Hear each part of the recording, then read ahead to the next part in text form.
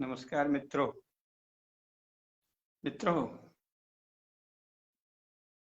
क्योंकि देश में बहुत तेजी से घटनाएं घट रही हैं और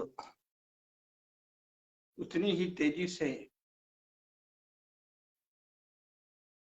जो हमारा प्रबुद्ध हिंदू समाज है उसमें राजनीतिक चेतना भी कह सकते हैं, सामान्य अर्थ में राजनीतिक चेतना भी जग रही है और विशेषकर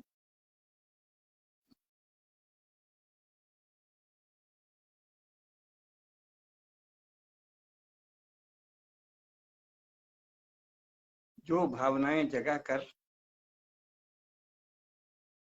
इस बार लोग सत्ता में आए हैं उनके प्रति बहुत ही सजगता का भाव हिंदू समाज में जगा है।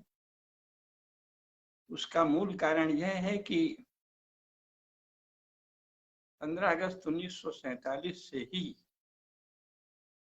जो भारत का प्रबुद्ध बहुसंख्यक समाज है, हिंदू समाज, वो दो तरह की प्रवृत्तियों या कह लीजिए दुविधाओं का शिकार। पहला तो यह है कि उसे लगता है कि ये कोई अजीब सी विचित्र सी चीज आ गई है, हमारे राजाओं जैसा भी नहीं है और अंग्रेजी राज जैसा भी नहीं है। अंग्रेजी राज भी अपने हर काम में सफाई देता था। अगर वो हिंदू धर्म से संबंधित है तो हिंदू पंडितों से, विद्वानों से कोशिश करता था कि उनका कोई भी जो उनके प्रति अनुकूल हो उससे बयान दिलवाए। प्रयास करता था कि किसी तरह ये नहीं माना जाए कि ब्रिटिश शासन हिंदू धर्म का विरोधी। यही काम वो मुसलमानों और ईसाइयों के साथ भी करता था। ईसाई तो उसके अपने ही लोग थे, मुसलमानों के बीच भी कोशिश करता था कि ये बताए कि ये इस्लाम के विरुद्ध नहीं है, हम निष्पक्ष हैं और हमको आपके मजहबी मामलों में कोई लेना देना नहीं। तो ब्रिटिश शासन ने भी कभी ये दावा नहीं किया कि हम सारे समाज को बदल डालेंगे,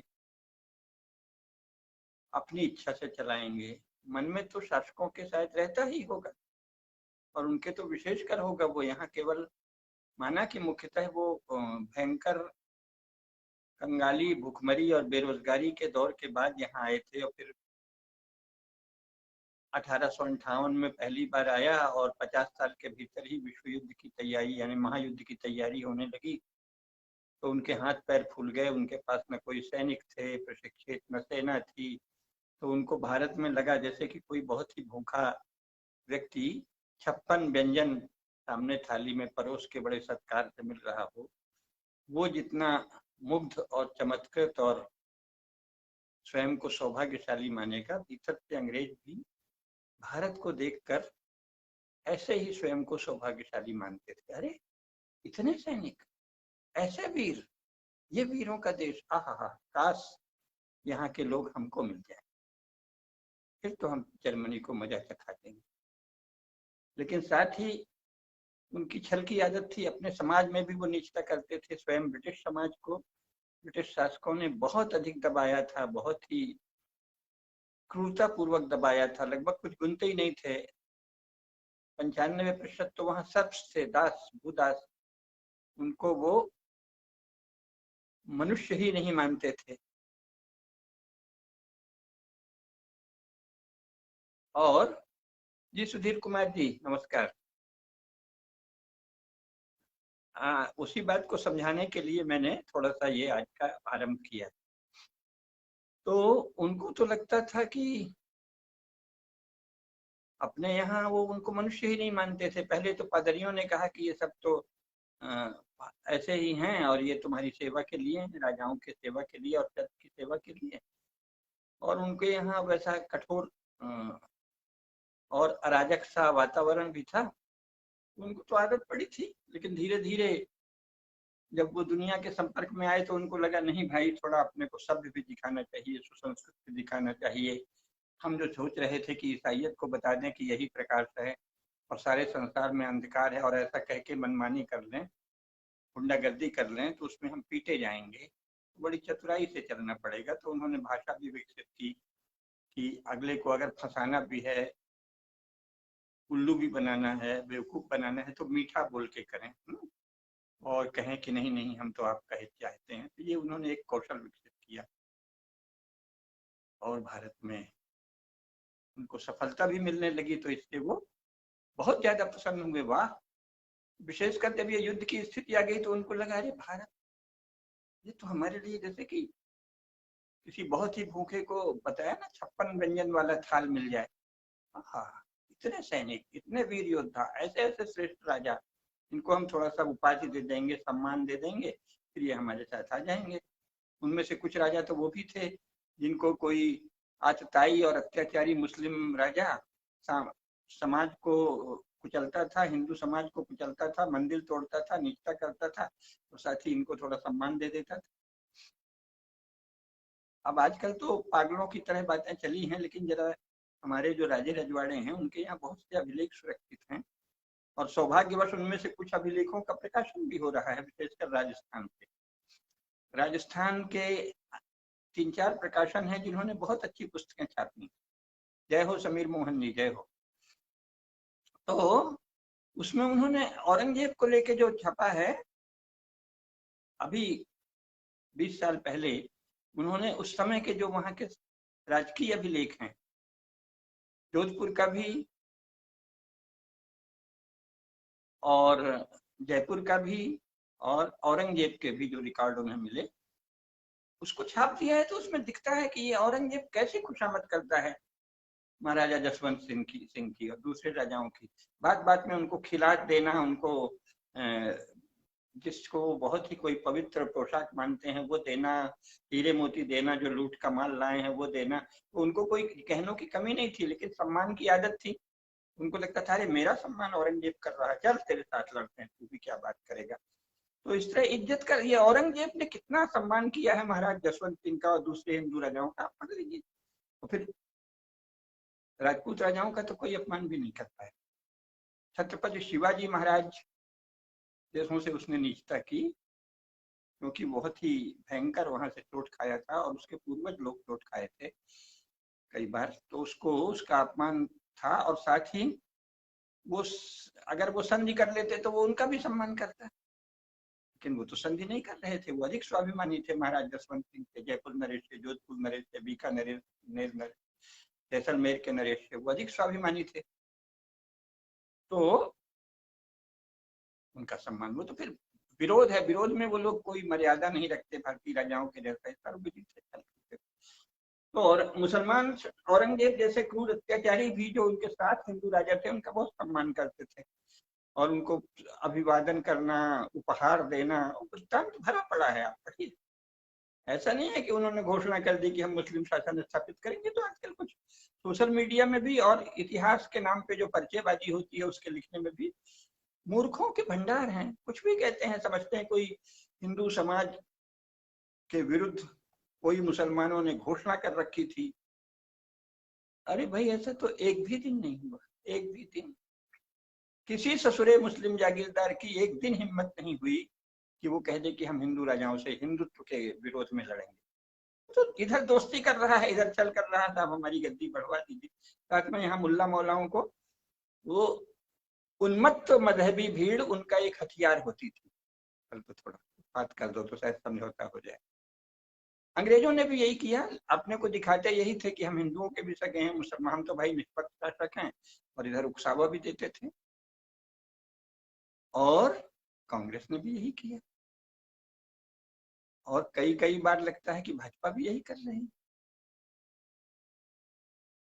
कहीं कहीं इधर हिंदुओं का सम्मान बढ़ा दिया, मंदिर भी गए, पूजा भी की, बहुत सुंदर बहुत सुंदर। जैसे शुरू में कांग्रेस के लोग थे ना,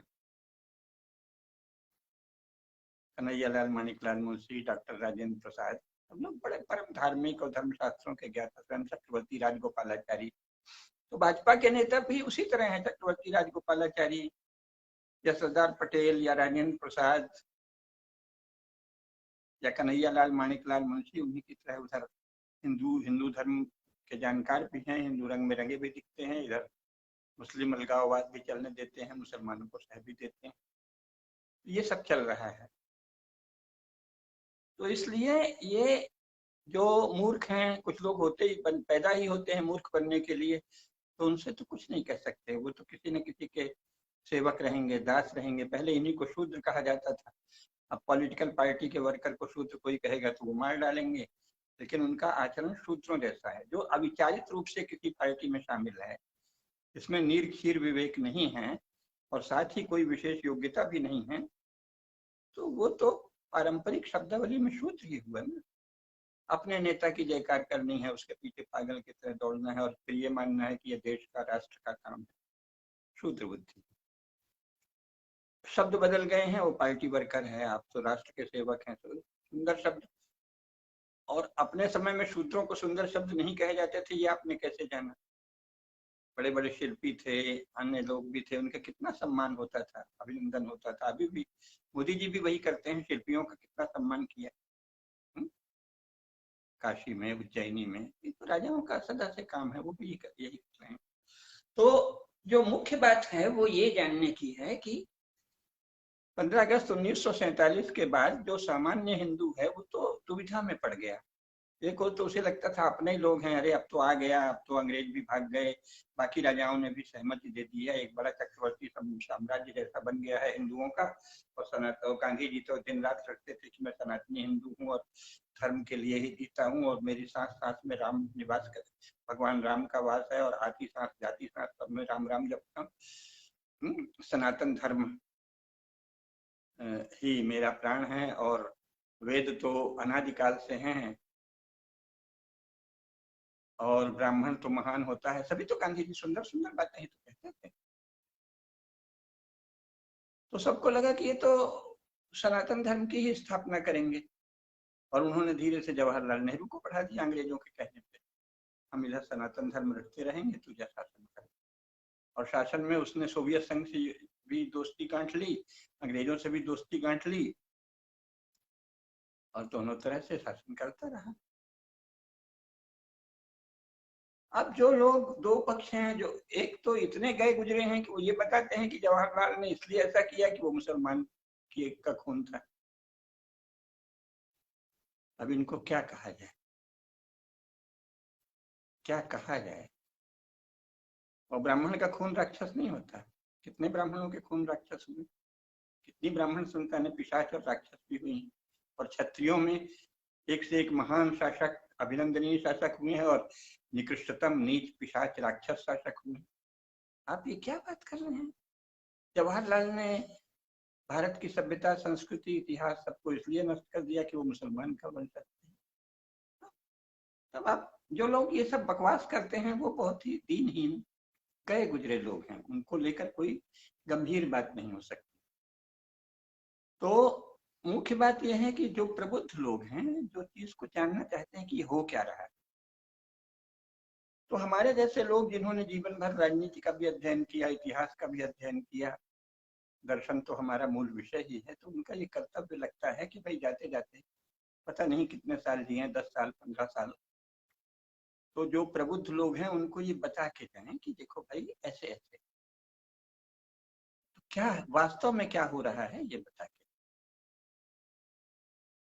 तो इसको 3-4 तरह से बताएंगे। जो दुविधा वाली बात जो मैं कह रहा था, दुविधा ये थी कि ये अपने ही लोग हैं एक, और दूसरे देख रहे थे पता नहीं कौन सी भाषा बोल रहे हैं, किस दुनिया की भाषा है, समाज को बदल डालो, ये कर डालो, वो कर डालो, तुम्हारा तो हिंदू धर्म एकदम जाहिल है और अंधविश्वास से भरा है, और हम इसको ठीक करेंगे और इसको वैज्ञानिक बनाएंगे। जैसे किसी को कोई भूत प्रेत पिशाच लगा हुआ हो, कोई प्रेत से आविष्ट। अब जो कांग्रेस के सामान्य नेता थे, अच्छे संस्कारी, वो तो अच्छे खासे थे, वो तो स्वस्थ हिंदू थे, लेकिन उनको लग रहा था राजकाज शायद ऐसे ही चलता है, और जवाहरलाल बड़ा चाहिया है और बहुत होशियार है, अंग्रेजों को भी पटाए है, कम्युनिस्टों को भी पटाए है, तो चलो इसका साथ दो। तो प्रैक्टिकल पॉलिटिक्स के नाम पर अनीति और पाप का भी साथ देना, ऐसा करके जो कांग्रेसी हिंदू थे उन्होंने जवाहरलाल का साथ दिया। और जवाहरलाल स्वयं भी क्या थे भाई, उनके घर में तो आजकल तो ऐसे कह दिया है वो विलायती था, और नहीं कोई तो कह देगा मुसलमान था, लेकिन उसके घर में रोज तो रामचरितमानस का आए, सप्ताह में एक बार पारायण पाठ होता था। तुलसी की पूजा उनकी माँ नित्य करती थी, उनकी पत्नी भी करती थी। सत्यनारायण की कथा होती थी। वो जाता था फूलपुर और इधर कांटी माजी, ये जो गांव है करछना, मेजा करछना कांटी बारी, इस तरह के गांव जो हैं, वहां जाके अवधी में भाषण देते थे। आप किस दुनिया में रह रहे हैं? जवाहरलाल तो अवधी में भाषण देते थे, मेजा में, करछना में, फूलपुर में, बारी में, कांटी में। ये छोटे छोटे गांव हैं, उसमें 50-50, 100-100 लोगों की भीड़ होती थी। कोई बड़ी भीड़ होती थी क्या शुरू में जब ये जाते थे? अवधि में बोलते थे, और गांव के लोगों से, गांव के जीवन का बहुत अधिक परिचय था जवाहरलाल नेहरू। तो आपको पता ही नहीं, सिर्फ वो काइया था। तो बहुत से अभी भी उत्तर प्रदेश में विशेषकर ऐसे काइया हैं कि इधर गांव देहात की सारी भाषा संस्कृति भी समझ लेंगे, उनका वोट भी ले लेंगे, और केंद्रीय नेतृत्व से समझौते में बहुत से लोग तो सोनिया गांधी के आने के बाद बहुत कुछ ब्राह्मण हैं जो चुपके से ईसाई भी बन गए कांग्रेस में, उसी के बल पे टिकट पा गए। 3-4 ब्राह्मण ऐसे हैं। पार्टी में भी चले जाएंगे, और इधर पंडित जी भी बने हुए हैं अपने इलाके के, और बड़े बड़े धर्मात्मा ब्राह्मण उनको ब्राह्मण समझ के उनके पक्ष में कर रहे हैं। बड़ा जटिल है समाज, अभी उस पर नहीं जा रहे हैं। मुख्य बात यह है कि कांग्रेस जब आई तो जो पहले की कांग्रेस थी उसको लोग अपना मानते थे कि ये आएगी तो क्या करेगी भाई, हिंदू धर्म को उसका अधिकार वापस दिलाएगी, और साथ में कुछ अपना करेंगे। ये दुनिया को जानता है, रूस को भी जानता है, अमेरिका को भी जानता है। तो कुछ फैक्ट्री वैक्ट्री, आजकल यूरोप बहुत आगे बढ़ रहा है। तभी जो प्रबुद्ध भारतीय थे उनको तो ये लगता ही था ना कि भाई ये इंग्लैंड जो भूखे, जो इंग्लैंड हो आए थे धनी, हमारे बहुत से लोग तो जानते थे कि वो ऐसे ही भूखा नंगा लाचार तुच्चा, और उनको शोषित करके ये राजा वहाँ के बैठते हैं, उनका शोषण करते हैं और उनका अत्याचार करते हैं। तो कुछ राजाओं को तो ये लालच हुआ कि बहुत अच्छा है, हमको सामान्य हिंदू राजा को तो बहुत दबाव रहता था समाज का, ये धर्म है वो अधर्म है, राजधर्म का ऐसे पालन करो, ये पाप है वो पुण्य है। बड़े बड़े धर्माचार्यों की, पंडितों की, मंदिरों की बड़ी प्रतिष्ठा है, तो वहां जा भी रहे हैं, झुकना पड़ रहा है। और ये अंग्रेजों का देख रहे हैं, ये बड़ा अच्छा तरीका है, लगता है अगर अंग्रेजों जैसा शासन आ जाए, इनसे समझौता करके, तो हम अपनी प्रजा को दबा देंगे और ये एकदम सेवक की तरह रहेगी। और ये जो फालतू की बातें हैं ना, दिन भर चिंता करो कि किस व्यापारी समूह की क्या मांग है, किसानों की क्या मांग है, किस संप्रदाय की क्या मांग है। संप्रदाय का अर्थ है हिंदुओं के ही संप्रदाय होते हैं, इस्लाम और ईसाइयत संप्रदाय नहीं है, वो बिल्कुल अलग, वो एक समूह है, दूसरी तरह के ग्रुप्स हैं, ह्यूमन ग्रुप्स हैं, मानव सेटलमेंट्स हैं। वो उसको संप्रदाय कहना भी अनुचित है, पंथ कहना भी अनुचित है। न वो पंथ है न संप्रदाय है। पंथ वो होता है जो अपने को पंथ माने, संप्रदाय वो होता है जो अपने आप को धर्म की कोई शाखा विशेष माने, अनुशासन माने, उपासना पद्धति और आत्मज्ञान और ब्रह्म ज्ञान के लिए। जो ब्रह्म ज्ञान और आत्मज्ञान की उपासना के लिए किसी अनुशासन की रचना करे और उसे माने, उसे कहते हैं संप्रदाय। और जो ये माने कि बहुत सारे पंथ हैं, उसमें एक पंथ हमारी साधना का है, वो है पंथ। इस्लाम और ईसाइयत न तो पंथ है न संप्रदाय है। धर्म होने का तो, धर्म तो जो उन्हें धर्म कहे वो तो पापी है। इस्लाम और ईसाइयत को धर्म कहने वाला महापापी, झूठा, बदमाश, देशद्रोही, धर्मद्रोही, सत्यद्रोही, नीच है। तो मूल बात यह है कि उनको लगता था कि ये तो अपने ही लोग हैं, और अभी कल तक तो ये ऐसी बात कर रहे थे जैसे अपने घर में होती है, अब ये क्या कर रहे हैं, और वोट के समय आते हैं तो यही की बात करते हैं, तो फिर वहां पता नहीं क्या क्या कहते हैं, हम समाज को सुधार देंगे। हम तो समाज के नहीं है क्या? ये किसको सुधारेंगे? अपने बाप को सुधारेंगे, माँ को सुधारेंगे, बेटा को सुधारेंगे, या उनको तो देखते थे कि वो तो अपना घर बना रहे हैं। जो हैसियत 1947 में थी, 60 आते आते उससे बहुत अधिक हैसियत बड़ी हो गई नेताओं की। तो जो प्रबुद्ध भी थे उनको ये लगा कि अच्छा, धनी होने का, आगे बढ़ने का, संपन्न होने का, राज्य से सहायता और सुविधा पाने का, राज्य से सम्मान पाने का ये तरीका है। बातें कुछ गरीबों गरीबों की करो, बड़ी बड़ी बातें करो, कुछ समाजवाद अमाजवाद बोलो और लफाजी करो, और इसके बाद अपना घर द्वार बना लो, अपने नाते रिश्तेदार बैठा लो, सरकारी नौकरी। ये हो गया। अब ये तो हुआ एक व्यावहारिक बात। अब मुख्य बात ये है कि इसमें शिक्षा जो 19वीं शताब्दी तक भारत में वही शिक्षा चल रही थी। धनपाल जी ने जो द ब्यूटीफुल ट्री नाम की पुस्तक में संकलन किए हैं वो वस्तुतः 19वीं शताब्दी के आंकड़े हैं। तो 19वीं शताब्दी तक जहाँ शिक्षा चल रही थी तो मुश्किल से 100 साल का ये था। तो सब जगह, और फिर राजाओं जो अलग अलग राज्य थे वहां तो फिर भी परंपरागत शिक्षा ही चल रही थी 1947 तक।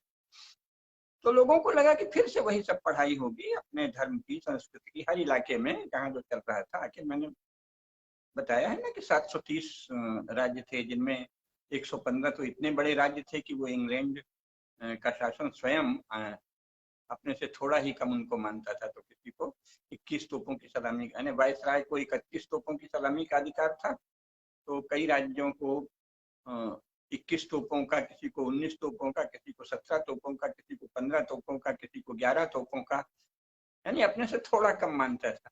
तो उनको लगा कि ये तो सब हो जाएगा। है अंग्रेज पहले आए थे छलबल से पहले, और होशियारी से उधर गांधी जी ने भी चतुराई की, क्रांतिकारी उनको डरा ही रहे थे, नेताजी सुभाष बोस उनको पीछे ही दे रहे थे, और वीर सावरकर जैसे लोगों से वो डर ही रहे थे। नमस्कार पुरी जी, नमस्कार। तो उनको लगा कि बहुत छोटी बात है। आपको जानना चाहिए कि 1947 में न तो भारत में कहीं ऐसा शोर था जनता में कि कोई बड़ा भारी साम्राज्यवाद, ये सब ये थोड़े से पढ़े लिखे लोगों की, अंग्रेजी की करने वाले लोगों की इंपीरियलिज्म और ये सब बातें थी, फालतू की, काहे का साम्राज्यवाद। अब तो सब स्वयं ऑक्सफोर्ड से प्रकाशित पुस्तकें आई हैं, उसमें बताया, अभी जो ताजा अध्ययन आ रहा है, क्योंकि 2 महायुद्धों के बाद वहाँ वैज्ञानिकों का थोड़ा दबदबा बढ़ा है, तो वैज्ञानिकों के आग्रह से एकेडमिक्स में भी कुछ कुछ सत्य की चर्चा करके फिर अपना पॉलिटिकल एजेंडा लागू करने की एक नई शैली विकसित हुई है। तो उनको सच बोलना पड़ता है। अभी यहाँ पुस्तक नहीं है, आगे कभी फेसबुक में डाल देंगे उन पुस्तकों को। तो स्वयं ऑक्सफोर्ड से पुस्तक आई है जिसमें बताया है कि भाई, जिसे ब्रिटिश साम्राज्य कहते हैं कि कभी सूर्य नहीं डूबता था, ये झूठ है। वो तो जैसे एक पत्थर यहाँ पड़ा है, दूसरा पत्थर यहाँ पड़ा है, तीसरा पत्थर यहाँ पड़ा है, जैसे मानो बहुत लंबा तालाब है या नदी है या समुद्र है, कोई समुद्र का किनारा है, जो भी उदाहरण दे लो, और उसमें किनारे पे थोड़े थोड़े पत्थर पड़े हैं। नदी समझ लीजिए, नदी का कोई ऐसा हिस्सा है जहां से पार कर सकते हैं, पानी वहां भी है, पत्थर पड़े हैं, कुछ ऐसा। उसने कहा कि ये तो असंबद्ध थे। भारत में भी जो ब्रिटिश हिस्से थे, उनमें एक हिस्से से दूसरे हिस्से में जाने के लिए भारतीय राज्यों से होकर गुजरना पड़ता था, तो उनकी अनुमति आवश्यक थी, उनसे मित्रता आवश्यक थी। कोई अखंड शासन नहीं था अंग्रेजों का। देशद्रोहियों, धर्मद्रोहियों, सत्यद्रोहियों की बकवास की बात अलग है। और कभी सूरज नहीं डूबता जैसा झूठ क्योंकि हमारे पुराणों में लिखा था, तो किसी पंडित को उन्होंने पटाया होगा, या किसी ने कोई संस्कृत में श्लोक बोल दिया होगा, तो उनको जम गया। तो बोले अच्छा, हिंदुओं में ऐसे ऐसे राजा हुए हैं जिनके राज्य में कभी सूर्य नहीं डूबता था। यावत उदयत सूर्यम यावन्यात तस्काचलम तत्सर्वम यौवनाश्वस्य मान धातु क्षेत्र मुच्यते। मानधाता के क्षेत्र में सूर्य कभी अस्त नहीं होता था। तो ऐसे सब सुना, ऐसे बहुत से राजाओं का वर्णन है हमारे पुराणों में, शास्त्रों में, जो कि प्रामाणिक इतिहास है, कि उनमें कभी सूर्य नहीं डूबता था। तो इन्होंने सुना, नई नई संस्कृत सीख रहे थे, इन्होंने सोचा अपनी भी यही महिमा फैला दो, तो हमारे भी सूर्य नहीं डूबता। अरे ससुर, तुम्हारा राज्य ही कहाँ है? एक टुकड़ा यहाँ है, एक टुकड़ा वहां है, एक टुकड़ा वहां है। चाटुकार लोग कह रहे हैं उनके राज्य में कभी माने जो उनसे राजनीतिक लड़ाई लड़े थोड़ी बहुत, कोई जेल चला गया, कोई कुछ, वो अपने इस मामूली क्रिया को इतना महान और भव्य दिखाने के लिए कह देते हमने उस राज्य को पछाड़ा जहां कभी सूर्य नहीं डूबता था। अरे अभागो, इतना बड़ा झूठ।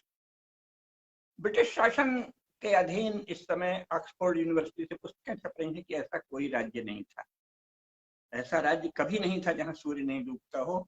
और संबद्ध राज्य नहीं थे, बीच बीच में भारत में भी भारतीय राज्य जाते थे और दुनिया में भी स्वदेशी राज्य जाते थे। एक टुकड़ा इनका यहाँ है तो एक वहां है, ऐसा फैला।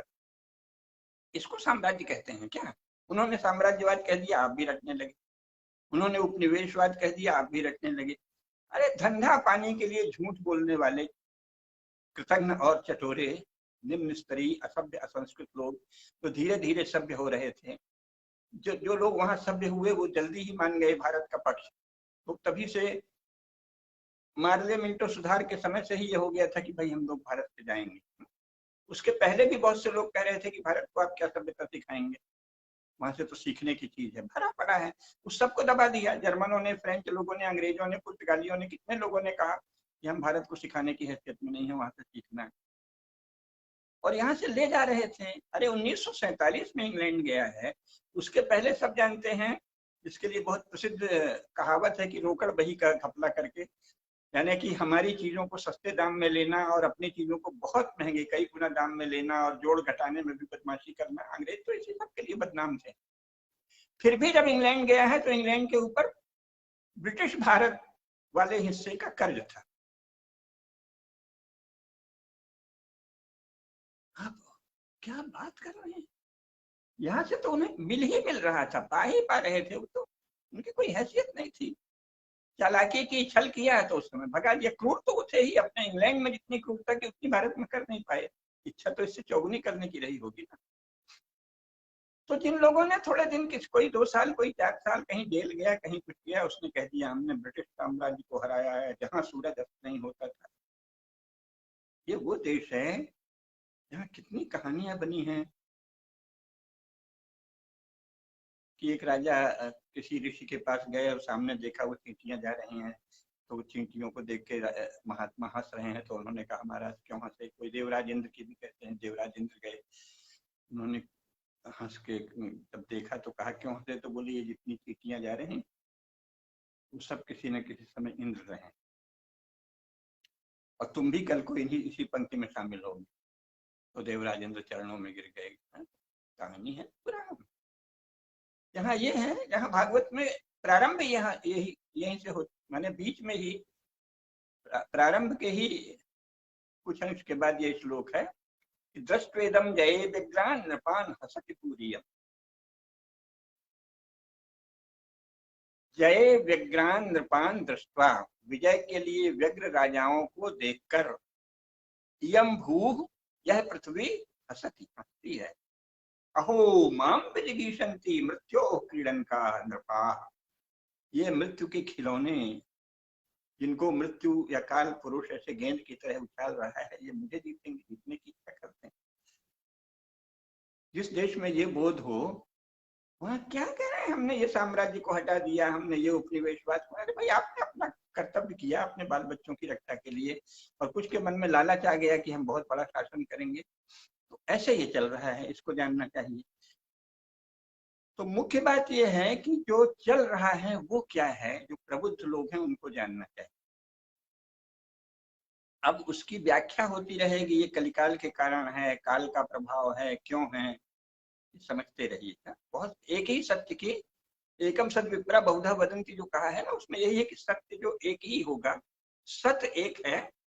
उसको विप्र का अर्थ है ज्ञानी, ज्ञानी ब्राह्मण के लिए विप्र कहा है, यानी कि ईसाई भी बोल रहा है, मुसलमान भी बोल रहा है। यहाँ तो मूर्खों ने कह दिया कि एकम सद विप्रा बहुधा वदंती का अर्थ है कि ईसाई, मुसलमान, हिंदू सब एक ही सत्य की व्याख्या कर रहे हैं। अरे वहां विप्र कहा है, एकम सद विप्रा बहुधा वदंती।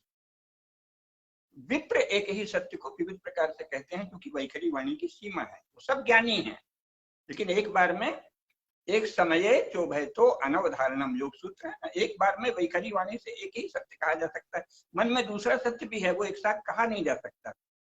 एक समये चोभयतो उभयतो अनवधारणम, एक साथ दो चीजों का अवधारण हो ही नहीं सकता, इसलिए ऐसे कहते हैं। तो विप्र जो है, एकम सद विप्र, एक ही सत्य को विप्र बहुत प्रकार से कहते हैं। तो हम जो व्याख्या करने जा रहे हैं उसकी 100 व्याख्याएं संभव हैं, उसमें से एक व्याख्या। लेकिन अगर आप समझना चाहें तो हर व्याख्या कोई संकेत देती है। सारी वैखरी वाणी संकेत है, संकेत से जो अर्थ अभिप्रेत है उसको ग्रहण करना चाहिए। तो जो चल रहा है उसको जानिए। चल ये रहा है कि जो ये पिशाच फिरंगी आए, ये भयंकर राक्षस, कृतज्ञ, नीच, नराधम, इन्होंने भारतीय शिक्षा को ही, जो कि स्वयं उनके लिए उपकारक थी, जिस शिक्षा से स्वयं उन्होंने अपने यहाँ ये भ्रम पैदा किया कि हम संस्कृत भी जानते हैं, हम वेद भी पढ़े हैं, और इनमें से सब ने जो ये दावा किया अपने अपने यहाँ पैसा पाया खूब सा। उस समय के हिसाब से अगर 1 लाख रुपए क्या 50,000 भी मिले तो कई लाख के बराबर होते हैं, जिनको 1 लाख मिला वो तो करोड़ से ज्यादा होता है। खूब रुपया, खूब पाउंड, खूब धन मिला, लेकिन इतने कृतज्ञ थे कि उस शिक्षा को यहाँ रहने नहीं दिया। अब तो पहले भी मिला, ये तथ्य मिले थे। अब अभी मारिया वर्थ नाम की जो एक बहुत ही अच्छी विदुषी महिला हैं यूरोपीय, उन्होंने लिखा है और लोग भी लिख रहे हैं, सत्य सामने आ रहा है। यहाँ की पुस्तकें चुराकर जर्मन लोग ले गए, वहां से पहले उन्होंने विमान संबंधी शोध किया, बहुत से किया, एक सीमा तक विमान के विषय में भी पहुंचे, फिर उसमें से कुछ अंश नहीं समझे, लेकिन सारा ही जो आधुनिक विमान शास्त्र है वो भारत की विमान संहिता के आधार पर विकसित हुआ है। इसी तरह बहुत सारे वैज्ञानिक गणनाएं, खासतौर से गणित और ज्यामिति की गणनाएं, संसार के विषय में बहुत सारे उपकारक ज्ञान, आहार विहार से संबंधित बहुत सा ज्ञान, ये सब तो भारत से ही प्राप्त हुआ। अब ये नहीं कि भारत से प्राप्त हुआ तो वो कोई हमारी जूठन चबा रहे हैं, ये नहीं, ज्ञान किसी की बकौती नहीं है, ज्ञान तो ब्रह्मा ने दिया है, भगवान ने दिया, तो उन्होंने उसमें पुरुषार्थ किया, उसका सम्मान भी करना चाहिए, और हम लोग सम्मान करते भी। जो सच्चे भारतीय हैं सबका उन्होंने बहुत पुरुषार्थ किया है भारत, लेकिन ज्ञान भारत से लेकर ही गए हैं, विज्ञान भी विकसित हुआ है, उसमें उनका अपना योगदान है, और अब तो बहुत परिश्रम कर रहे हैं, बहुत पुरुषार्थी, उसके लिए वो साधना कहेंगे, उसको तपस्या कहेंगे, सब तरह से अभिनंदन के पास में। लेकिन ज्ञान का शोध प्रारंभ में, विज्ञान का शोध भी भारत ही रहा, लेकिन उसमें से जो शासक लोग थे वो इतने कृतज्ञ थे, वैज्ञानिक तो वहां शायद कुछ दिनों बाद खुल के कहने लगे कि हाँ हमें भारत से ये प्राप्त हुआ है, वैज्ञानिकों में सत्यनिष्ठा है, लेकिन ये जो शासक हैं वहां, क्योंकि उनका कुल ही निम्न स्तर का है, उनमें कोई बड़प्पन नहीं है, कोई राजसी गौरव नहीं है, कोई गुण नहीं है, राजाओं के हमारे यहाँ जो शील और गुण कहा जाता था वो उनमें नहीं है, इसलिए वो झूठ बोलते हैं और छिपाते हैं, और दूसरे उनको यह भी लगता है कि हम सच बता देंगे तो हमारी जनता हमारा आदर नहीं करेगी, तो सब अपना हम करते हैं। तो मुख्य बात यह है कि जो लोग शासन में आए वो सचमुच उनके पक्के शिष्य बन गए, उन्होंने वही शैली अपनाई कि भारत की संस्कृति, भारत की सभ्यता, भारत का इतिहास, भारत का सत्य दबा दो, नहीं तो ये हमारा वैसा सम्मान नहीं करेंगे जैसा अंग्रेजों को अपने यहाँ मिलता है। वो राजाओं के जैसा करेंगे तो राजा तो हमारे यहाँ बहुत सारे बंधनों में थे, ब्राह्मण का सम्मान करना पड़ेगा, मंदिर का सम्मान करना पड़ेगा, आचार्य का सम्मान करना पड़ेगा, गुरु का सम्मान करना पड़ेगा, और अपने मन से कोई कानून नहीं बना सकते थे। 1947 तक जो भारतीय राजा थे वो जो लोक परंपरा में प्रचलित मान्यताएं थी उन्हीं का संकलन तो कर देते थे, लेकिन उस अर्थ में वो कोई नया कानून नहीं बनाते थे, किसी राजा ने नहीं बनाया, बड़ौदा के राजा ने, ग्वालियर के राजा ने, इंदौर के राजा ने, जयपुर, जोधपुर, बीकानेर, जैसलमेर के राजा ने, रीवा के राजा ने, किसी ने कोई मनमाना कानून नहीं बनाया जो लोक परंपरा में नहीं हो, जो धर्मशास्त्रों में प्रतिपादित नहीं हो। तो ये जवाहरलाल वगैरह को ये चस्का लग गया, जो कम्युनिज्म से भी आकर्षित थे, कि ये सब फालतू चीज है, किसी तरह हिंदू धर्म को दबाओ, धीरे धीरे दबाओ, और वही भावना थी कि शायद हम कई पीढ़ियों तक अपना शासन चला लेंगे, अपना या अपने शिष्यों का या अपने वंशजों का। तो उन्होंने भारतीय विद्या, भारतीय ज्ञान परंपरा और भारतीय शास्त्रों को नष्ट होने का सारा इंतजाम किया। पूरी तरह कर नहीं सकते थे, समाज बहुत शक्तिशाली था, तो दिखावा भी करते रहे कि हम मानते हैं सबको, लेकिन अब ये व्यवस्था ला दी। तो जब तक भारतीय शिक्षा परंपरा, भारतीय शास्त्र परंपरा, भारतीय ज्ञान परंपरा जो मनुष्य के विषय में है, जीव के विषय में है, जगत के विषय में है, आत्मा के विषय में है, परमात्मा के विषय में है, बहुत ही विशद व्याख्या है, कभी कभी उस पर चर्चा कर लेंगे शास्त्रों के आधार पर। तो बहुत ही विराट ज्ञान है, विराट ज्ञान है, इसका अर्थ ये नहीं कि वो किसी अद्वितीय उसके लिए है, हम तो वही उस विराट ज्ञान का सार हमारे गांव गांव में, जंगलों में, जिन्हें वनवासी समूह कहते हैं, सब में व्याप्त। ऐसी व्यवस्था थी, ऐसी भव्य व्यवस्था थी भारत में धर्म तंत्र और ज्ञान तंत्र की, कि सुदूर गांवों में, जंगलों में, सब जगह सबको उस ज्ञान का सार पता है कि आत्मा क्या है, परमात्मा क्या है, ये भवसागर है, कर्म फल होता है, पुनर्जन्म होता है, और प्रत्येक व्यक्ति जो जीवात्मा है उसके भीतर परमात्मा का निवास है। तो उसके आधार पे संस्थाएं बनी थी। जिस कुल में जन्म लिया उस कुल का महत्व, जिस क्षेत्र में रहे उसका महत्व। कुल जो है वो दैहिक सामाजिक इकाई हो गई, गांव भौगोलिक सामाजिक इकाई हो गए, पंचायतें जो है न्यायिक सामाजिक इकाई हो गई। इन सब का महत्व है और राज्य इन सबकी रक्षा के लिए है, वर्णाश्रम धर्म प्रतिपालन। ये बहुत बड़े ज्ञान का था वो जो राज्य था परंपरागत। ये कोई मॉडर्न पॉलिटिकल साइंस जो ऊपर से थोपी जाती है वैसी कोई चीज नहीं थी। भारत का हर व्यक्ति जानता था कि यह रहता राज्य ऐसे इसलिए है कि हर कुल का अपनी धर्म की मर्यादा में अपनी भूमिका निभानी है, यही भगवान की इच्छा होती है। तो हर कुल, हर संप्रदाय, ध्यान रहे संप्रदाय केवल हिंदुओं में होते हैं, हर पंथ, हर वर्ण, उसकी अपनी एक अस्मिता है। हर शिल्पी की, हर किसान की, हर व्यापारी की, ब्राह्मणों की हर शाखा की और सभी प्रकार के राजन्य वर्ग की अपनी मर्यादा है। सबको स्वे स्वे कर्मण्यभिरता संसिद्धिम लभते नरः, ये किसी न किसी भाषा में, अपनी अपनी भाषा में गांव गांव तक व्याप्त था। तो उसके द्वारा वो चल रहा था। तो जब तक वो शिक्षा नहीं आएगी तो वो चीज नहीं आएगी। आप हिंदू के नाम से करते हैं, आर्य के नाम से कर दें, हम आर्य राष्ट्र की स्थापना करेंगे, हिंदू समाज हिंदू राष्ट्र की स्थापना करेंगे, उसका कोई अर्थ नहीं है अगर साथ में हिंदू ज्ञान, हिंदू विद्या यानी सनातन शास्त्र, सनातन शास्त्रों का ज्ञान, विशेषकर सनातन शास्त्रों का ज्ञान यानी ये नहीं कि वो श्लोक रट लिए और सूत्र रट लिए। हमारा ज्ञान तो सबसे ज्यादा व्यावहारिक है संसार में। उस ज्ञान के आधार पर मनुष्य क्या है, परमात्मा क्या है, कुल क्या है, गांव क्या है, जाति क्या है, खाप क्या है, पंचायत क्या है, संप्रदाय क्या है, सब जानना पड़ता है। किसकी क्या मर्यादा है, किसकी क्या भूमिका है, जातियों के आपसी संबंध कैसे होंगे, शक्ति का वितरण और बंटवारा कैसे होगा, संपदा का वितरण कैसे होगा, कितने प्रकार के विवाह वैध होते हैं, कितने 13 प्रकार की संतानों में से किसका क्या अधिकार है, 8 प्रकार के विवाहों में कौन से विवाह की क्या स्थिति है, संपत्ति का कैसे मूल स्वामी तो कोई कुल ही होता है ना। वो सब जब तक नहीं जानेंगे, ये नहीं कि राज्य सबका स्वामी है, राज्य जैसे चाहे कानून बना दिए, तो दूसरी चीज आ गई। इसके रहते हिंदू धर्म कहाँ बचेगा। तो अभी जो बात हम कर रहे थे कि वर्तमान स्थिति को समझना चाहिए, सार में बात को समेटते हैं तो वर्तमान स्थिति ये है कि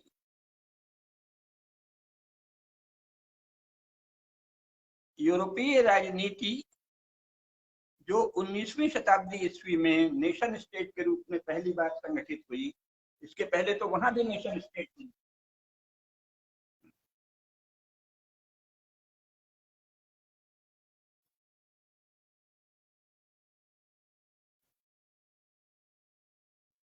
वो चर्च बहुत ही पैशाचिक तंत्र था, बहुत पैशाचिक, राक्षसी, आप कल्पना नहीं कर सकते। उसके विषय में किसी दिन अलग से बताएंगे कि चर्च किस रूप में था।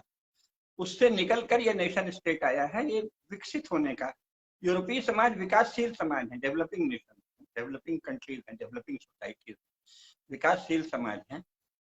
तो लेकिन फिर भी आए तो उसी पैशाचिक बुद्धि से हैं, ईसाइयत की, कि जो शासक है, पहले वो चर्च शासक बनता था, उसका सब पर नियंत्रण हो, पैशाचिक राक्षसी नियंत्रण, अब स्टेट का हो। लेकिन इसके बाद पश्चिमी यूरोप ने दुनिया से बहुत सीखा है, तो लोकतंत्र लाए, दूसरों को बहुत से पीपुल्स राइट्स, सिविल राइट्स करके बहुत सारे अधिकार दिए हैं। वो अधिकार हमारे भारतीय समाज व्यवस्था, जाति व्यवस्था आदि से तुलनीय नहीं है, उसकी तुलना में बहुत कम है। जातियों को इससे बहुत अधिक अधिकार प्राप्त रहे हैं। लेकिन जो वहां की पैशाचिक व्यवस्था थी चर्च की, उसकी तुलना में वो अपेक्षाकृत उदार है, हर एक को वोट देने का। आखिर 20वीं शताब्दी के लगभग मध्य में पहली बार स्त्रियों को वोटिंग राइट मिली है ना, किसी को 1935 में, किसी को 1955 में, किसी को 1960 में, यूरोप के देशों में। उसके पहले तो स्त्री में आत्मा नहीं है, इसलिए स्त्री को वोट क्या देगी, वो उसको संपत्ति और वोट किसी का अधिकार नहीं था, ये सर्वमान्य था ना। और उसके पहले ये था कि जिसके पास इतना इतना धन हो, तो कि मुश्किल से किसी भी नेशन स्टेट में मुश्किल से 10 से 15,000 लोगों को वोटिंग पावर थी 19वीं शताब्दी में। 15,000 से ज्यादा वोटर 19वीं शताब्दी ईस्वी में किसी नेशन स्टेट में नहीं थे, इंग्लैंड में नहीं थे, फ्रांस में नहीं थे, जर्मनी में नहीं थे, थोड़े धनी लोगों को ही वोटिंग राइट था। धीरे धीरे बढ़ा है, तो वो विकासशील समाज है। लेकिन फिर भी पूर्ण नियंत्रण तो राज्य का है, और पश्चिमी यूरोप में राज्य और चर्च का है, और साथ ही अब वहाँ पीपुल्स यूनियन, पीपुल्स राइट, ऐसे करके बहुत सारे ह्यूमन राइट ग्रुप्स बन गए हैं। तो अन्य सामाजिक समूहों को भी अधिकार मिले हैं। और ये ध्यान रहे कि वो अधिकार अभी मिले हैं पहली बार 100 साल के भीतर, और वो राज्य की तुलना में वो कुछ नहीं है। जो कोई शून्य अधिकार था उसकी तुलना में बहुत अच्छा है। पहले केवल चर्च का चलता था, फिर केवल राज्य का चल रहा था, उसकी तुलना में ये बेहतर है कि भाई आपको भी थोड़ा अधिकार है। आप सोसाइटी बना लीजिए, रजिस्टर करा लीजिए, आप ट्रस्ट बना लीजिए, आप कोई ग्रुप बना लीजिए, थोड़ा सा अधिकार आपको भी राज्य दे। तो ये जो सिस्टम वहां चल रहा है उसमें उन्होंने चर्च को, उनकी मजबूरी है कि चर्च के पास बहुत अधिकार है, क्योंकि लोगों के धार्मिक विश्वास, सारी दुनिया में सर्वोच्च स्थान धार्मिक विश्वासों को प्राप्त है। अब भारत में तो ये जवाहरलाल नेहरू वगैरह ने ऐसे किया जैसे कि ये मान लिया कि धर्म तो पुरानी चीज है, लेकिन आज भी संसार में सबसे अधिक अधिकार धार्मिक संस्थाओं के पास है, भारत को छोड़कर और हिंदुओं को छोड़कर। भारत में भी मुसलमानों और ईसाइयों की मजहबी और रिलीजियस संस्थाओं को बहुत अधिक अधिकार दे रखे गए हैं, केवल हिंदू धार्मिक संस्थाओं को अधिकार नहीं। तो जो हम बात बता रहे थे, थोड़े में ही बात को समेटना है, कहीं फैल नहीं जाए, वो ये है कि राजनीति में देखिए हर बात बहुत व्यापक है और उसको समेटने में कई बार दिक्कत जाती है। पहले इसको कहें कि पहले उसको कहें, दुविधा हो जाती है। पहले राजनीति वाला बता दें। ये जो राजनीति चली है यूरोप की तर्ज पर, ये तो कोई भी पार्टी आए, इसका उद्देश्य होगा कि हिंदू समाज का जो ज्ञान है वो कभी भी उदित नहीं हो, क्योंकि हिंदू समाज का ज्ञान उदित होगा तो वर्तमान राज्य की शक्ति बहुत घट जाएगी, वो राष्ट्र की शक्ति बहुत बढ़ जाएगी, राज्य के पास सेना की शक्ति बहुत बढ़ जाएगी। लोग हमारे यहाँ सेना में अभी भी कैसे सब लोग जाते हैं, राज्य रक्षा करने में बहुत समर्थ हो जाएगा। लेकिन ये जो राज्य करता है अनंत भोग करते हैं और स्वयं भी दानी ही बने हैं, लोगों से टैक्स लेकर बिना कोई कमाई स्वयं किए, बिना कोई पुरुषार्थी किए जो दानी बन गया है राज्य। पहले तो हर गृहस्थ कमाता था, कोई किसान है, कोई शिल्पी है, कोई व्यापारी है, उस कमाई से जो संपत्ति संचित किया उसका एक अंश दान देता था। अब साहब इन्होंने आपसे टैक्स लिया जबरन, और उससे जो कंसोलिडेटेड फंड ऑफ इंडिया बना या consolidated fund of MP UP आदि बना, उसमें से मनचाहे रेवड़ी मत देंगे और ये दानी बने हुए। तो परंपरागत दान व्यवस्था को नष्ट करके ये दान और अनुदान मॉडर्न स्टेट चलाता है। इसी तरह परंपरागत ज्ञान को नष्ट करके अपने ग्रुप का ज्ञान, जवाहरलाल, वो एक हमारे विश्वनाथ नरवणे थे, उन्होंने पुस्तक ही लिख दी आधुनिक भारतीय चिंतन, और उसमें जवाहरलाल को बहुत बड़ा विचारक बनाया। अरे जिसको सीन पूछ दर्शन का नहीं पता है, गांधी भी दार्शनिक है, जवाहरलाल भी दार्शनिक है, सारे राजनेता उसमें दार्शनिक पंडित हैं। जिन्होंने कभी दर्शन का क ख नहीं जाना वो सब दार्शनिक हैं। तो ये तो भारतीय दर्शन को नष्ट करेंगे ना। और ये प्रोफेसर जो होंगे सोशल साइंस के, ह्यूमैनिटीज के, पॉलिटिकल साइंस के, वो तो महाभारत को, शुक्र नीति को, चाणक्य नीति को नष्ट करेंगे ना। क्योंकि जब वो चाणक्य नीति पढ़ाई जाएगी, कौटिल्य का अर्थशास्त्र पढ़ाया जाएगा, बृहस्पति का शास्त्र पढ़ाया जाएगा, शुक्र नीति पढ़ाई जाएगी, महाभारत पढ़ाया जाएगा, तो ये तो पिद्दी दिखेंगे, बड़े बड़े प्रोफेसर मूर्ख से दिखेंगे। और जब रस शास्त्र पढ़ाया जाएगा, नाट्य शास्त्र पढ़ाया जाएगा, तो ये जो हिंदी के गिटर पिटर चलता है हिंदी साहित्य में, समाजवाद, प्रगतिवाद, बकरी का बालवाद, बंदर की लेंडीवाद, इसकी कोई कीमत नहीं रहेगी। ये मूर्ख दिखेंगे सारे अध्यापक और सारे आलोचक, बहुत दयनीय दिखेंगे, और हो सकता है बहुत से लेखक कभी भी बहुत दयनीय दिखें। इसलिए अब इसमें एक निहित स्वार्थ पैदा हो गया है कि यही व्यवस्था बनी रहे। तो ये एक हो गया है, एक तो ये जानिए। तो इसलिए जो भी पार्टी आती है वो अपने समाज से छल करने को विवश है, जब तक वो इसी ढांचे में श्रद्धा रखती है।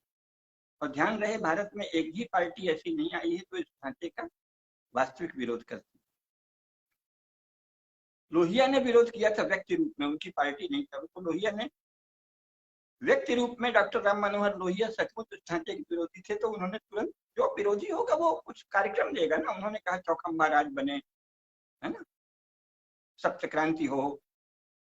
फिर फिर जयप्रकाश नारायण बने तो उन्होंने कहा दल विहीन लोकतंत्र हो, समाजवाद का परित्याग हो, आत्मा परमात्मा पुनर्जन्म और कर्मफल में श्रद्धा रखे बिना मनुष्य नैतिक हो ही नहीं सकता, इसलिए इनकी पढ़ाई अनिवार्य हो, इनका ज्ञान अनिवार्य हो। जयप्रकाश नारायण की तो किसी ने नहीं सुनी। कोई ऐसी पढ़ाई नहीं हो रही जिसमें आत्मा, परमात्मा, पुनर्जन्म और कर्मफल की पढ़ाई अनिवार्य हो। और कोई ऐसी राजनीति शास्त्रीय चिंतन नहीं हो रहा है जो चौखंबा राज, जो डॉक्टर लोहिया ने कहा था, उस पर चर्चा भी करता हो उसके विस्तार में, गहराई में। तो न तो कोई लोहियावादी है, न कोई जयप्रकाशवादी। वो एक व्यक्ति हुए, उनका उपयोग कर लिया किसी ने पार्टी बनाने, अंत में जो उनमें कभी थे ही नहीं समाजवादी, उन्होंने तो जातिवाद,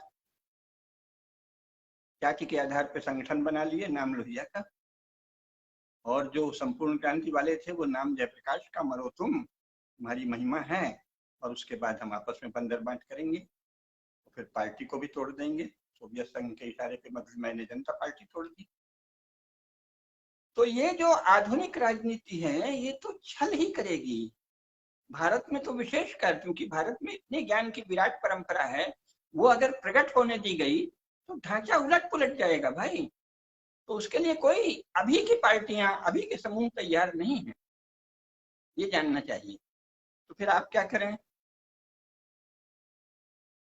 तो आप माने कौन? अगर आप अपने आप को साधारण आदमी उस अर्थ में मानते हैं जैसे आजकल चला है आम आदमी, तो आप कुछ नहीं करेंगे, आप इसकी या उसकी चाटुकारिता करेंगे। और वैसे भी जैसे पहले धर्म था प्रधान, यूरोप के, पश्चिमी यूरोप में तो अभी भी, और पूर्वी यूरोप में भी भीतर भीतर तो आखिर सोवियत संघ जैसे आतताई शासन को एक सोल्जेनित्सिन जो है निष्ठावान ईसाई व्यक्ति ने ही तो उलट दिया ना अपनी निरंतर प्रतिरोध के द्वारा, क्योंकि वो बहुत ही आस्थावान ईसाई था। तो सोवियत संघ को पलटने का सबसे बड़ा श्रेय सोल्जेनित्सिन को है। तो पूर्वी यूरोप में, स्वयं रूस में इस समय धार्मिकता ही तो प्रधान है, और पश्चिमी यूरोप में उनका रिलीजियस जो इंस्टीट्यूशन है वही प्रधान है ना। तो जहां भी धर्म प्रधान था जब, तब भी कोई हर व्यक्ति धर्माचार्य होता है क्या? कहीं भी हर व्यक्ति मुल्ला मौलवी भी नहीं है, हर व्यक्ति पादरी भी नहीं है, हर व्यक्ति पोप भी नहीं है। सनातन धर्म में भी हर व्यक्ति धर्म का गुरु, धर्माचार्य थोड़ी हो जाएगा। उसके लिए ज्ञान की उतनी साधना, तप की साधना, सबका वर्णन है शास्त्रों में, अभी वो विषय नहीं है। थोड़े से लोग होते हैं ना, जो भी संस्था प्रधान हो। तो इस समय राज्य प्रधान है, तो राज्य को चलाने वाले, उसके विषय में चिंतन करने वाले, वो कैसे हो, वर्तमान में कैसे हो, कदम कदम कैसे बदले, अचानक कैसे बदले, उसमें किस प्रकार की शक्ति का प्रयोग होगा, आदि चिंतन तो थोड़े से ही लोग करेंगे ना। पहले भी थोड़े से लोगों ने ही किया है, अच्छा या बुरा। जैसे मांटेमिल्लो सुधार घोषित हुआ, मार्ले मिंटो सुधार, और प्रथम महायुद्ध में उनको भीख मांगनी पड़ी कि भैया सैनिक भी दे दो, पैसा भी दे दो, नहीं तो हमको जर्मनी पीस डालेगा। इंग्लैंड जैसा गिड़गिड़ा रहा था, अपने सैनिक भेज दो, दया करो। तो गांधी जी भी भिड़ गए, हाँ भाई, चलो सैनिक भर्ती हो जाओ, क्योंकि अंग्रेजों को खुश करना है। तो भारत के सैनिकों के लिए कैसा आजिजी से गिड़गिड़ा रहा था इंग्लैंड। तो जो लोग शासन में आए उनके बाद, वो तो थोड़े से लोग हैं ना, बाकी सब तो कोई श्रद्धावान हिंदू थे, कोई देशभक्ति से परिचालित थे। तो उन्होंने सोचा चलो अच्छा, गांधी जी कहते हैं हम क्रांतिकारी नहीं हो सकते, तो चलो जेल ही हो आए। उसके पहले लोकमान्य तिलक के नेतृत्व में यह था कि समाज में धार्मिक आयोजन हो, धर्म की चेतना जगे, और उधर क्रांतिकारियों का चुपचाप पोषण हो, और फिर इनको उलट देंगे। लोकमान्य तिलक वाली धारा तो बस सशस्त्र क्रांति की धारा थी, सशस्त्र क्रांति के संरक्षण के लिए समाज में धार्मिक परिवेश। लेकिन फिर गांधी आए, तो गांधी को भी ये तो करना पड़ा ना कि हाँ भाई, हम ऐसी बातें लेंगे जिनसे कि हमारे समूह की शक्ति बढ़ती चली जाए। और फिर ये जवाहरलाल नेहरू वगैरह के नेतृत्व में जो सोशलिस्ट ग्रुप बना, सोशलिस्ट ग्रुप 1934 में, कांग्रेस सोशलिस्ट पार्टी भी बन गई अलग से। तो ये थोड़े से ही लोग हैं ना, कितने लोग हैं? 15-20 लोग हैं। यूसुफ मेहर अली, तो अच्युत पटवर्धन, तो संपूर्णानंद, तो जयप्रकाश नारायण, राम मनोहर लोहिया, मीनू मसानी, शुरू के कांग्रेस सोशलिस्ट पार्टी में 12-13 लोग थे। इन्होंने जैसा सोचा वैसे धीरे धीरे राज्य को उस दिशा में मोड़ दिया। अब अगर आप इस मनोदशा में हैं कि क्या करें, जनता ऐसी ही है, जनता जो चाहेगी वही प्रशासन होगा, तो आप ठीक हैं अपनी जगह, आप बहुत ही सज्जन हैं। लेकिन ये कहते हैं ना कि यस्मिन कुले त्वमुत्पन्ना गजस्तत्र न हन्यते। वो कहानी आपने सुनी होगी बहुत अच्छे से कि सिंघनी ने किसी अनाथ सा पड़ा था श्रृगाल, उसको पाल लिया। उसने सिंघनी का दूध पिया तो ऊंचा पूरा मस्त हो गया और फिर घूमने लगा। दूसरे भी उसके बच्चे थे सिंह छोनों के साथ। फिर एक दिन वो बच्चा घूम रहा था जंगल में, तो वहां हाथियों को देख के दहाड़ा। हाथी चिंगाड़ा तो सिंह दहाड़ा। तो ये जो श्रृगाल था वो दौड़ के आया अपनी माँ के पास, और माँ देखो ये जो हमारे छोटे भाई हैं ना, ये मान नहीं रहे, कहना हाथी से पिट रहे। सिंघनी हंसी और उसने क्या कहा, अपने नीति ग्रंथ का अंश है ये, अभी नहीं बताऊंगा किस ग्रंथ का है। शूरोसी कृत विद्योसी दर्शनीयोसी पुत्र का। बेटे बड़े बहादुर हो, हमने तुम्हें अपना दूध पिलाया है ना, जानकारी भी देने की कोशिश की है और देखने में तो सुंदर हुई। शूरोसी कृत विद्योसी दर्शनीयोसी पुत्र का यस्मिन कुले त्वमुत्पन्ना गजस्तत्र न हन्यते। तुम जिस कुल में उत्पन्न हुए हो वहां हाथी नहीं मारा जाता। बैठो तुम थोड़ा सा और दूध पी।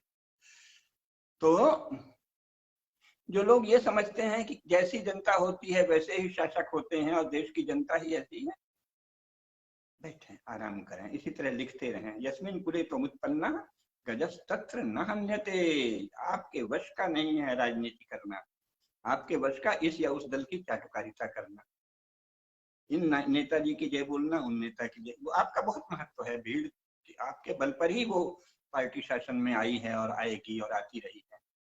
कांग्रेस भी आपके बल पे शासन में आई है, भाजपा भी आपके बल पे शासन में आई है। आपका बहुत महत्व है, वो तो कहेंगे कि आपका बहुत महत्व है, लेकिन हम जिस विषय की बात कर रहे हैं उसमें आप कुछ नहीं नगण्य।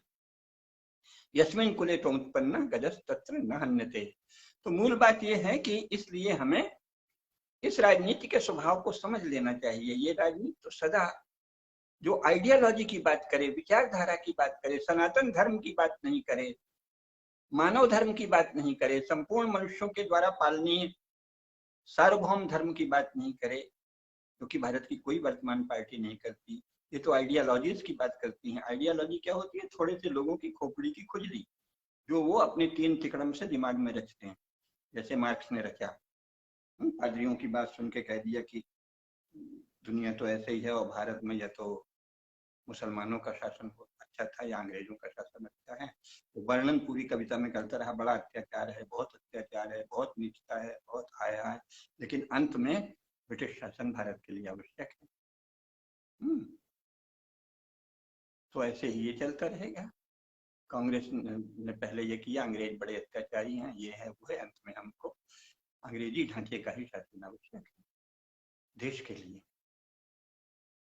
और भाजपा आ गई तो भाजपा भी करी नहीं, कांग्रेस तो बहुत खराब पार्टी है, ये है वो है, लेकिन ढांचा तो वही रहेगा और स्टेट तो ऐसे ही रहेगा।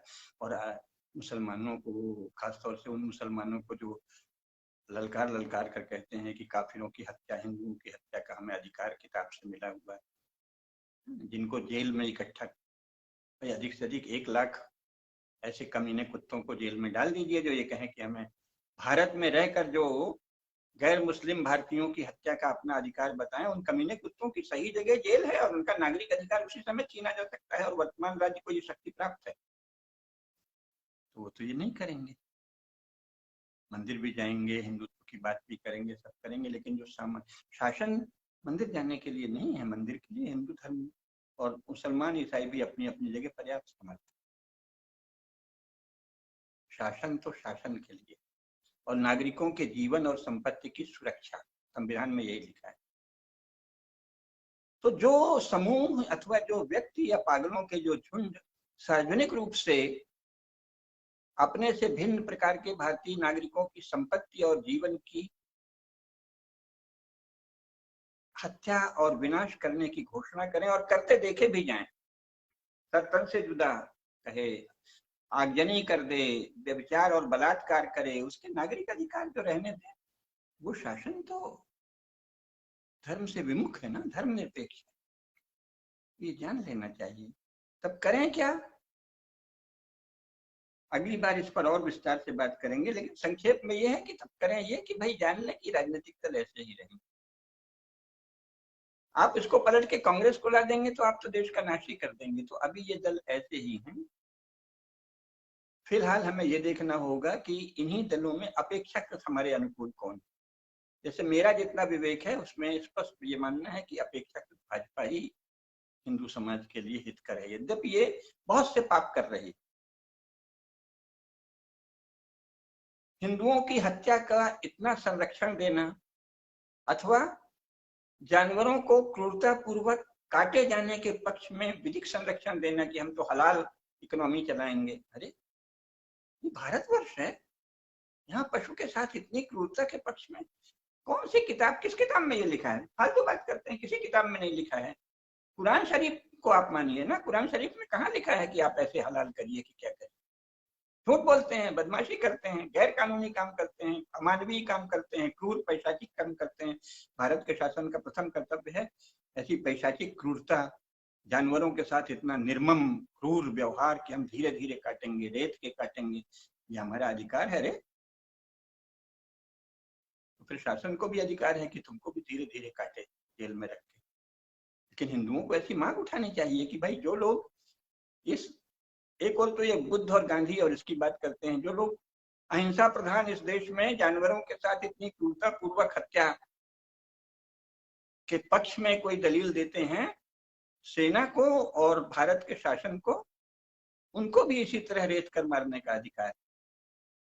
नागरिक तो नहीं करेंगे क्योंकि नागरिकों को कोई अधिकार नहीं, लेकिन नागरिकों की पंचायतों को अधिकार देना चाहिए कि वो अपने अपने इलाके में ऐसे लोगों के विरुद्ध, जैसे पहले होता ही था, अगर सही शासन आए तो आप जाति पंचायत, खाप पंचायत को अधिकार दे दीजिए, और हमारे इलाके में जो ऐसा करेगा खाप पंचायत उसको बुला के उसमें से एक आध दो जो मुख्य लोग हैं उनका गला जरा देते, हलाल करें, देखें वो कैसे हलाल इकोनॉमी की बात करते हैं।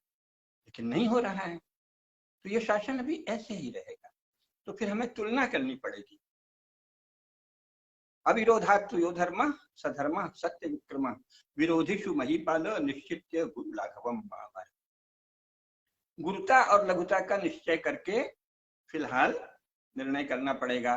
तो गुरुता और लघुता का निर्णय करेंगे तो भाजपा का पक्ष गुरु है, भारी है। चुनाव में तो भाजपा को ही जिताना पड़ेगा। उसका विकल्प यह है कि सनातन धर्म की सार्वजनिक घोषणा करने वाला कोई दल बने। वो जब बनेगा, कैसे बनेगा, उस पर अलग से चर्चा करेंगे। लेकिन वर्तमान राजनीतिक दल स्वभाव से ही जनता से छल करने वाले हैं। छल करना उनकी प्रकृति है और वो आचरण में दिखता भी है, क्योंकि वे मानव धर्म को मानने की घोषणा नहीं करते, सनातन धर्म पर श्रद्धा की घोषणा नहीं करते, भारतीय धर्म शास्त्रों की राष्ट्रीय शिक्षा में सर्वोच्च स्थान देने की, सर्वोच्च प्रतिष्ठा देने की घोषणा नहीं करते। राजनीति शास्त्र में महाभारत, रामायण, शुक्र नीति और कौटिल्य का अर्थशास्त्र आदि ग्रंथों को, मनुस्मृति को पढ़ाने की घोषणा नहीं करते। समाज शास्त्र में भारतीय धर्मशास्त्र, मनुस्मृति, याज्ञवल्क्य स्मृति, नारद स्मृति, शंख स्मृति, वैखानस स्मृति, अंगिरा स्मृति आदि को पढ़ाने का उद्घोष नहीं करते। उसकी तुलना में जो बहुत ही छुटपुट, बहुत ही दयनीय, बहुत ही क्षुद्र शब्दों का और लेखों का संग्रह है, उसको पॉलिटिकल साइंस कह के, सोशल साइंस कह के, सोशियोलॉजी कह के, यूरोप के फलाने विचारक ठिकाने विचार कह के भारत जैसे महान ज्ञान संपदा वाले राष्ट्र में पढ़ाने को घोषणा भी करते हैं, और भारत की करोड़ों की जनसंख्या वाली पीढ़ी को विवश भी करते हैं। तो ये तो ऐसे ही रहेंगे। तो इसमें हमें गुरुता और लघुता का विचार करके अपेक्षाकृत जो बेहतर है उसको फिलहाल चुनना पड़ेगा। अगर उससे अधिक की आकांक्षा है, राजनीतिक आकांक्षा है, आप में राजनीतिक तेज है, महत्वाकांक्षा है, तो सनातन धर्म, मानव धर्म